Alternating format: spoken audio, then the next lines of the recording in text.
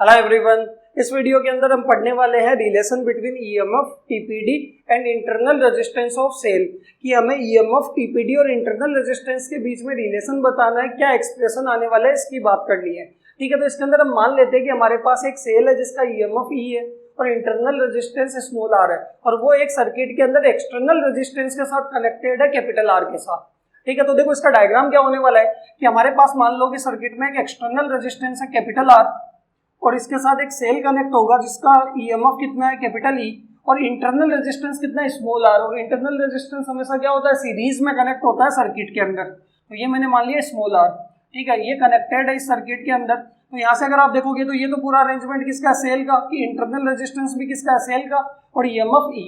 Clear है, ये आपके पास सेल का पॉजिटिव टर्मिनल है और ये नेगेटिव है। तो करंट कैसे फ्लो करेगा, positive to negative constant current इसके अंदर क्या करने वाला है, फ्लो करने वाला है। बताओ क्लियर है। तो अगर हम करंट की वैल्यू निकालते हैं तो ओम्स के अकॉर्डिंग करंट क्या होता है, potential upon resistance V by R. But यहाँ पे अगर हम करंट निकालेंगे तो हमारे पास पोटेंशियल कितना है, वो है E, मैक्सिमम पोटेंशियल है ईएमएफ E। ठीक है, और रेजिस्टेंस क्या है, तो देखो कैपिटल आर और स्मॉल आर दोनों सीरीज में है, डायरेक्टली क्या होंगे, ऐड होंगे। तो अगर यहाँ पे मैं करंट की वैल्यू निकालूं तो करंट आएगा नेट पोटेंशियल जो कि ईएमएफ है E और नेट रेजिस्टेंस कितना है सर्किट का, तो कैपिटल आर और स्मॉल आर डायरेक्टली ऐड होंगे तो ये आएगा capital R plus small R. बताओ क्लियर है यहाँ तक। अगर आप देखोगे तो E बराबर में लिख सकता हूँ, इधर मल्टीप्लाई कर दिया तो I into capital R plus small are.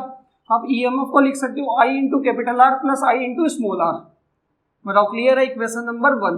अब अगर आप यहाँ पे बात करोगे कि टीपीडी क्या होने वाला है, तो जो एक्सटर्नल रेजिस्टेंस के अक्रॉस जितना पोटेंशियल यूज में आएगा, पोटेंशियल ड्रॉप होगा, वो क्या होगा, टीपीडी।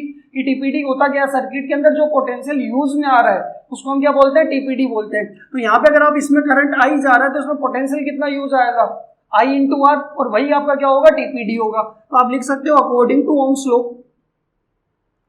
ओम्स लॉ के अकॉर्डिंग कितना पोटेंशियल ड्रॉप होने वाला है, कितना टीपीडी आने वाला है, I into capital R. Equation 2 को कहाँ पुट कर देंगे, 1 के अंदर, तो आपके पास आ जाएगा पुट इक्वेशन 2 इन इक्वेशन 1। तो आप लिख सकते हो कि E बराबर आपके पास कितना आ जाएगा, V plus I into small R. ये आपके पास रिलेशन आया EMF, TPD and internal resistance के बीच में। क्लियर है, तो यहाँ पे E तो देखो तो क्या है, ईएमएफ, V आपके पास कितना है, टीपीडी, और स्मॉल आर आपके पास क्या है, इंटरनल रेजिस्टेंस। बताओ क्लियर है यहाँ तक। इसके अंदर नोट लगा के 2-3 चीजें ध्यान रखनी है कि पहली बात है कि ईएमएफ हमेशा क्या होगा, ग्रेटर देन होगा किससे, टीपीडी से।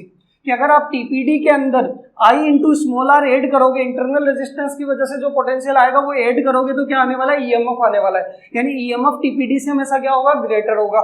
सेकंड है कि if cell is on open circuit, कि सेल किसके अंदर है, ओपन सर्किट के अंदर है। सेल ओपन सर्किट में लगा रखा है तो करंट कितना फ्लो करेगा, 0। ठीक है, तो इस केस के अंदर E किसके बराबर आ जाएगा, V के। ईएमएफ किसके बराबर आ जाएगा, टीपीडी के। तो ये आपके पास आया relation between EMF and TPD and internal resistance. E equals to क्या होता है, V plus I into small R. बताओ क्लियर है यहाँ तक। Okay, thank you.